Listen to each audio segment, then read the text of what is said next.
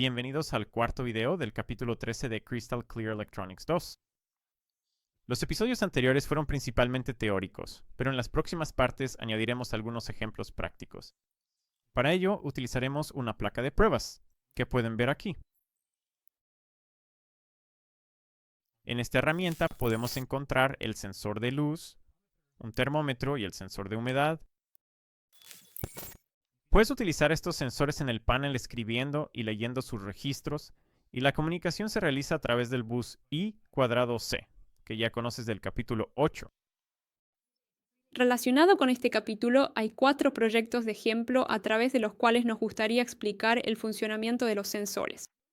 Basándonos en el capítulo 9, los proyectos utilizan la pantalla OLED para facilitar al máximo la lectura de los valores de los sensores. En el primer ejemplo, haremos funcionar un sensor de luz ADPS 9300. En esta pequeña placa verde, también conocida como placa de expansión, puedes ver un sensor aún más diminuto. El único propósito de la placa de expansión es facilitar al máximo el acceso a las patas del componente soldado para que el sensor pueda insertarse fácilmente en tu protoboard. El sensor de luz ya fue presentado en el capítulo 8 en el contexto del bus I²C. Comencemos revisando la información relevante en la hoja de datos. El sensor tiene 2 fotodiodos polarizados en inversa. Uno detecta en el rango visible e infrarrojo, el otro solo en el rango infrarrojo. Además de las patas habituales, estas son GND, VDD, SCL y SDA. El sensor tiene una entrada de selección de dirección y una salida de interrupción, abreviada como INT. La entrada de selección de dirección puede conectarse ya sea a tierra o a VDD, o podemos dejarla flotando. Dependiendo del potencial de selección de dirección, el dispositivo puede ser direccionado en una dirección diferente, por lo que se pueden usar hasta 3 de estos sensores en el mismo bus I²C. Se puede establecer un límite inferior y uno superior de iluminación en el sensor mediante software. Si la intensidad de la luz es menor o mayor que esto, la salida de interrupción se pone en 0. De lo contrario, la salida queda flotando. Más precisamente, la resistencia de pull-up se mantiene al potencial de VDD. Esta tabla muestra los registros del sensor. En resumen, puedes configurar el tiempo de integración del ADC de tipo integrador en el sensor, la ganancia del sensor, los parámetros de interrupción y las salidas de los ADCs conectados a los fotodiodos. Puedes ver el proceso de escritura y lectura de registros en esta figura, que también puedes encontrar en la hoja de datos. La comunicación siempre es iniciada por el microcontrolador, y el primer byte escrito es un código de comando que determina la comunicación posterior. La figura muestra la escritura y lectura de un byte. Al escribir o leer pares de registros, el microcontrolador escribe o lee 2 bytes. Es importante entender la estructura del código de comando, como se muestra en esta figura. El bit CMD siempre debe estar configurado en 1. Al establecer el bit de borrado en 1, se puede borrar la interrupción solicitada, lo que hace que la salida int quede en estado flotante. El bit de palabra debe establecerse en 1 si el propósito es leer o escribir un par de bytes. La dirección, que consta de 4 bits, indica la dirección del registro que se va a modificar. Esto se ilustró previamente en la tabla de figuras. El sensor se habilita escribiendo en el registro de control, cuya estructura puedes ver aquí. El dispositivo puede encenderse configurando el par de bits de alimentación en 11B, mientras que al ponerlo en 0B se apaga. Así que, para encenderlo, primero debe enviarse el código de comando 10 millones B desde el microcontrolador a la dirección específica del dispositivo. Y después de eso, el byte 11B. Este proceso es fundamental para la correcta inicialización del sistema y la comunicación efectiva entre los componentes electrónicos. Encender y apagar el dispositivo puede ser necesario en sistemas de bajo consumo de energía. Mientras que el sensor tiene un consumo máximo de corriente de 0.6 mA cuando está encendido, solo consume 3.2 microamperios cuando está apagado, lo que equivale a aproximadamente 180 veces menos consumo de corriente. El registro de temporización puede usarse para establecer el tiempo de integración de los ADCs de tipo integrador en el sensor y la ganancia interna del sensor. Cuando el bit de ganancia se establece en 1, el sensor proporciona una salida amplificada 16 veces. El valor del par de bits int_ck permite establecer diferentes tiempos de integración. Cuanto mayor sea el tiempo de integración, más precisa será la medición, pero también el sensor será más lento. Es posible utilizar cualquier tiempo de integración. Para iniciar la medición, establezca el bit manual en 1, y para detener la medición, establezca el mismo bit en 0. El último registro de control configura las interrupciones. El par de bits int_r se establece en 1OB para habilitar las interrupciones y en 0B para deshabilitarlas. Los 4 bits de persistencia definen el número de ciclos de integración. El valor medido debe estar fuera de la ventana específica para activar una interrupción. Los límites inferior y superior de la ventana pueden configurarse entre las direcciones hexa2 y hexa5. Estas pueden seleccionarse mediante los bits de dirección del código de comando. La ventana se refiere al diodo CH0 y CH1 es ignorado por la lógica de manejo de interrupciones. Para un ejemplo de uso práctico, consulte el proyecto de STM30 y 2QByte, lección 13 sensor de luz.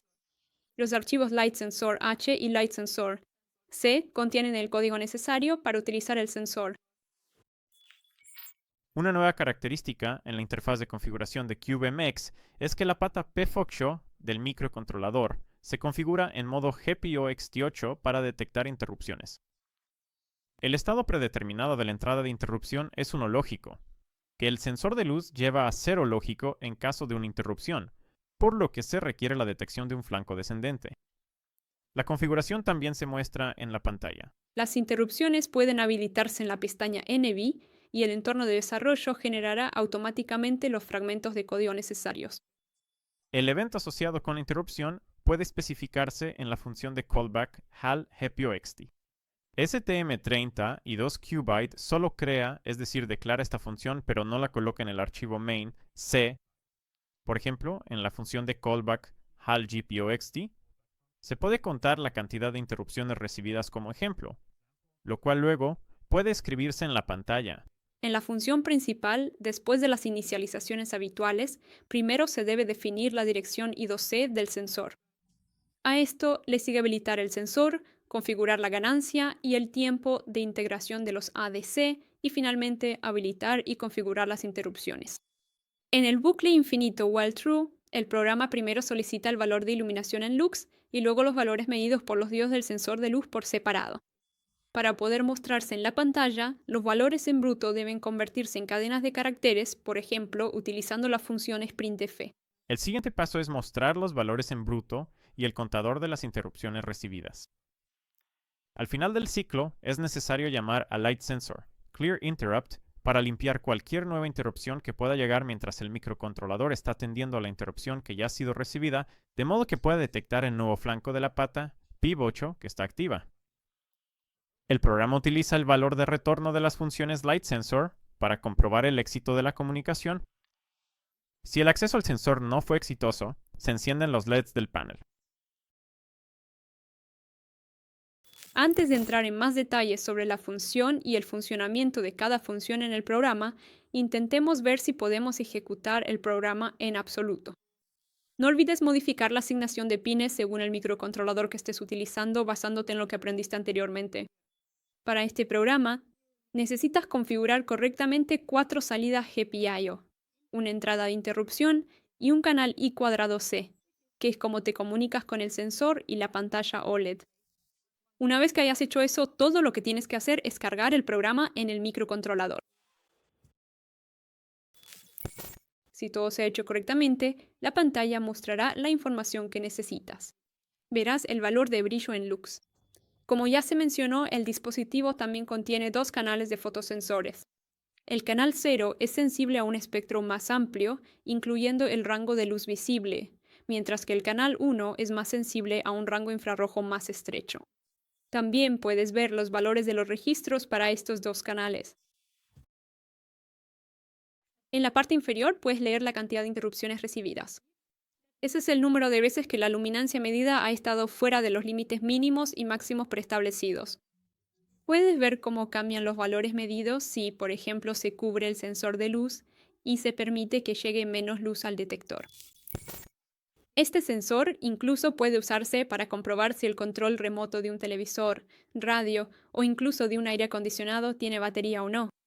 La mayoría de estos se comunican con el dispositivo a controlar utilizando luz infrarroja que es invisible para nosotros. Apuntando un control remoto de este tipo hacia el sensor, puedes ver que el canal 1 cambia su valor. Gracias, Shotzi. Ahora profundicemos en el papel de las funciones. El archivo de cabecera del sensor de luz H contiene los valores de las constantes con nombres informativos, así como las declaraciones de las funciones que gestionan el sensor, junto con una breve descripción de su funcionamiento. Hay muchas similitudes entre las funciones, por lo que puedes entender cualquiera de ellas basándote en los principios básicos. Puedes ver en el archivo LightSensor C que la comunicación y cuadrado C es gestionada por funciones conocidas de la biblioteca HAL. Cada función que hemos creado produce su correspondiente entrada y evalúa su salida. Primero, veamos cómo realizar una operación de escritura de 1 o 2 bytes. El bloque de datos enviado consta de 3 bytes. El primero es el código de comando, en el que los bits CMD y Word deben establecerse en 1 y los 4 bits inferiores especifican la dirección del registro que se va a modificar. Estos pueden combinarse en un byte utilizando la operación OR a nivel de bits. Al escribir un par de registros, primero se debe enviar el byte inferior, seguido del byte superior. La entrada de 16 bits puede dividirse utilizando la operación AND a nivel de bits o el desplazamiento. Aunque la función anterior no se utiliza en el proyecto de ejemplo, ilustra la estructura del código de comando y el envío de bytes consecutivos. Otro principio importante es que al escribir en un registro solo debes cambiar los bits que deseas modificar. Este principio se utiliza, por ejemplo, en la función setInterruptState del sensor de luz que se mostró anteriormente. Primero, la función lee el valor del registro de interrupciones. Luego establece el par de bits inter en 0, pero deja los demás valores sin cambios. Como paso final, una operación OR a nivel de bits sobre el byte que describe el nodo de interrupción seleccionado dará como resultado el valor modificado del registro de interrupciones. Por ejemplo, para habilitar las interrupciones, el byte de estado es 10. Finalmente, es importante mencionar la funcionalidad de la función getLight level del sensor de luz HAL status typedef. La función calcula el valor de la iluminación en lux que el ojo puede percibir, basándose en una fórmula empírica. Esta es proporcionada por el fabricante en la hoja de datos. Se requieren diferentes expresiones para distintos valores de CH0 y CH1. Esperamos que hayan logrado entender cómo estas líneas de programa controlan el sensor. Si has construido este circuito, te recomendamos que pruebes el sensor en tantas configuraciones como sea posible, reescribiendo los parámetros en el programa. Pero ahora vayamos más allá e intentemos con un sensor que tiene la capacidad de medir la temperatura. En la placa de pruebas puedes ver una placa de expansión azul junto al sensor de luz. Soldamos nuestro sensor termómetro LM70 y 5A en ella. Como puedes ver, una pata del sensor está conectada a una pata de un LED a través de un MOSFET, pero hablaremos de eso en un momento. Este sensor es muy similar a un sensor de luz. El sensor mide el voltaje a través de una unión PN impulsada por una corriente directa constante, utilizando un ADC sigma delta de 11 bits. El sensor de temperatura realiza la medición cada 100 milisegundos. Su control y la obtención de los datos de temperatura también pueden hacerse leyendo y escribiendo los registros que contiene. Además de las patas necesarias SDA, SCL, GND y BCC, el termómetro tiene 3 patas de selección de dirección marcadas como A0, A1 y A2, que pueden conectarse al potencial BCC o GND y determinan los 3 bits inferiores de la dirección del dispositivo.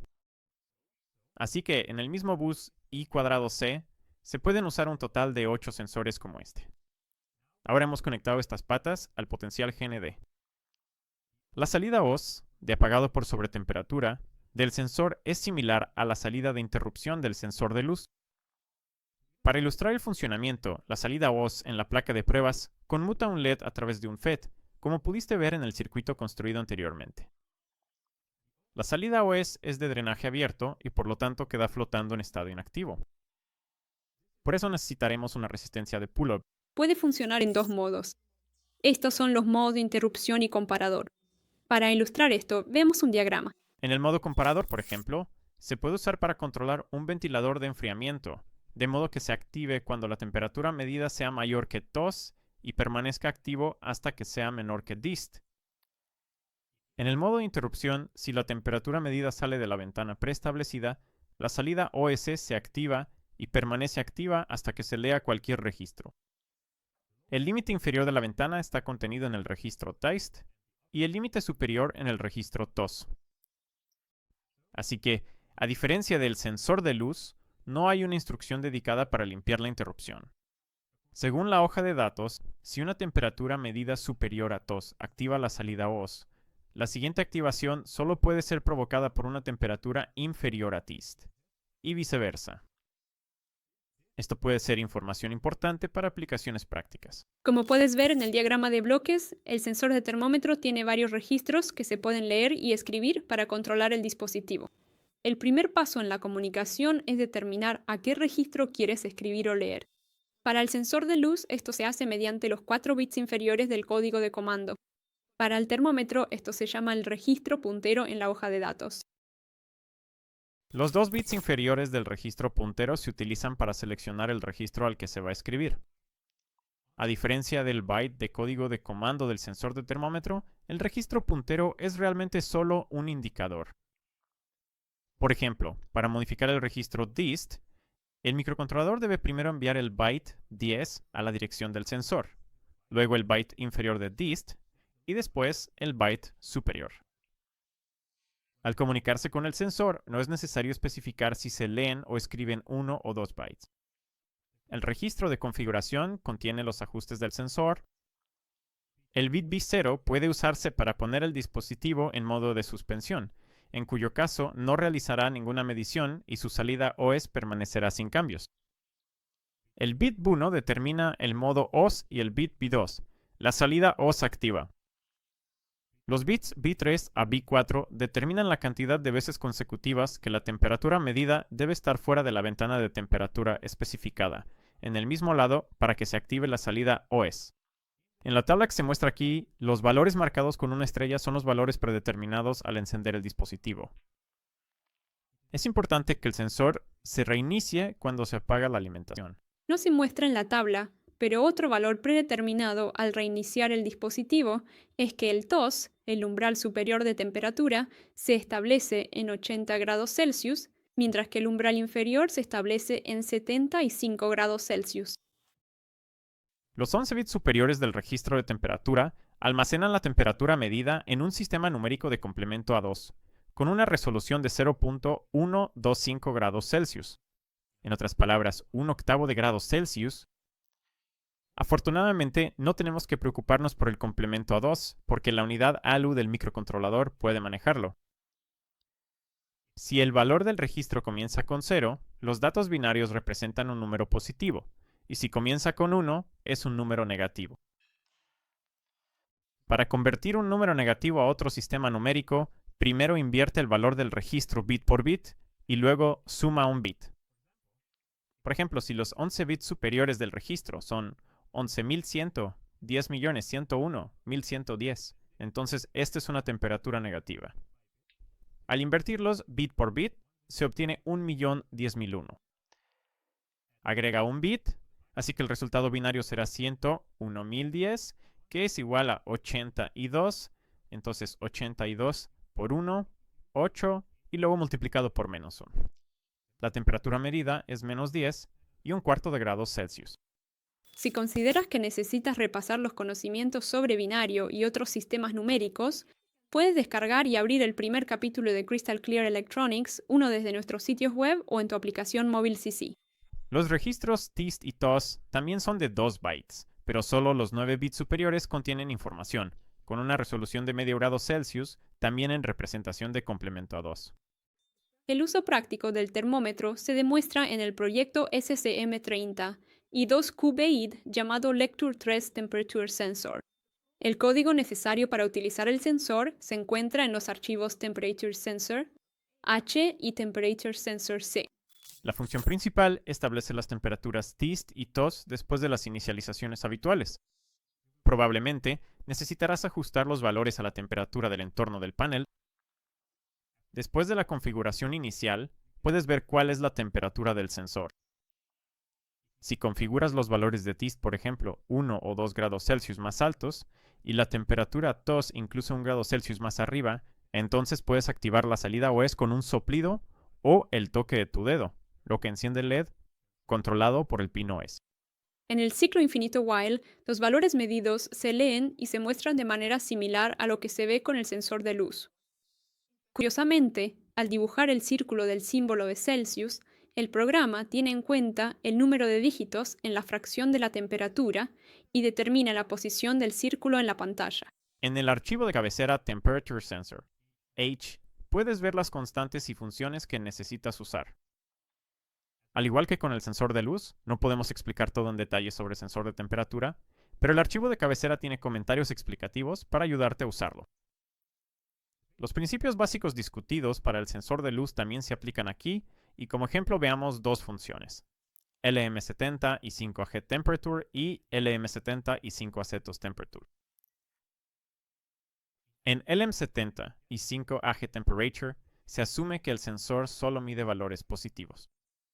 Se sabe por la hoja de datos que los 11 bits superiores de los 2 bytes de datos contienen la información, por lo que el valor del registro de temperatura debe desplazarse 5 bits hacia abajo. La resolución es de 1/8 de grado Celsius, así que el valor convertido a float debe multiplicarse por esto. La función LM70 y 5AC TOS Temperature espera un valor límite expresado como un número entero de grados Celsius de tipo Win16, T. Dado que los 9 bits superiores del registro TOS contienen la información, LM70 y 5A TOS Trick Shift equivale a 8 bits que deben desplazarse hacia arriba en el valor de entrada. El desplazamiento no es de 7 bits porque la entrada de la función es un número entero, así que el valor local más bajo correspondiente a medio grado Celsius se fija en 0. Y entonces no queda nada más que hacer que comprobar tu programa mientras se ejecuta. En el programa de ejemplo, usamos el sensor en el modo comparador predeterminado, así que cuando la temperatura del dispositivo supera el umbral superior preestablecido, que en nuestro caso es de 28 grados, el LED conectado a la pata OS se enciende. Por el contrario, cuando la temperatura baja por debajo del umbral inferior, el LED se apaga. Ahora hemos configurado este umbral bajo en 27,5 grados en el programa. Si construyes y pruebas este circuito, lo cual te recomendamos encarecidamente, también puedes ajustar libremente estos valores de temperatura, por ejemplo, para adaptarlos al lugar de uso y su temperatura. Ahora veamos si el LED realmente se enciende cuando caliento el sensor de alguna manera, por ejemplo, tocándolo con los dedos. Y frío. Y si esperamos un poco, deberías notar que en cuanto el termómetro alcanza el límite inferior establecido, el LED se apaga, tal como sucedió. Genial, así que nuestro programa está funcionando correctamente. Un programa tan sencillo podría ser ideal, por ejemplo, para implementar termostatos o para controlar el ventilador de refrigeración de una PC. Creo que en esta parte ya hemos cubierto lo básico sobre el uso de un sensor de luz y un termómetro, pero aún falta añadir un tercer sensor. Continuaremos con este tercer sensor en el próximo video, así que acompáñanos allí también. Adiós. Adiós.